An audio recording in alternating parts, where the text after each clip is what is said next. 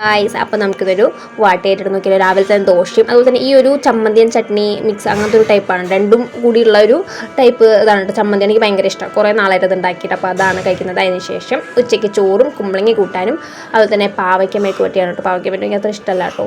അതിന് ശേഷം ഷോർട്സ് കഴിക്കുന്നുണ്ട്. പിന്നെ ഈ ഒരു ഡിസയർ എന്ന് പറയുന്നത് ബിസ്ക്കറ്റ് രണ്ടും എനിക്ക് ഭയങ്കര ഇഷ്ടമാണ് കേട്ടോ. പാവയ്ക്ക ഞാൻ കഴിക്കാത്തതുകൊണ്ട് ഞാൻ ജസ്റ്റ് വീഡിയോ എടുത്ത് ഞാൻ കഴിച്ചിട്ടൊന്നുമില്ല കേട്ടോ. അമ്മയാണ് കഴിച്ചത്. അമ്മേഷനും ഇഷ്ടമാണ് കേട്ടോ. അമ്മേഷനും കഴിച്ചു. അതിന് ശേഷം ഷോർട്സ് ഡിസയർ കഴിച്ചതിന് ശേഷം ഇത് ഈവനിങ് ആണ്.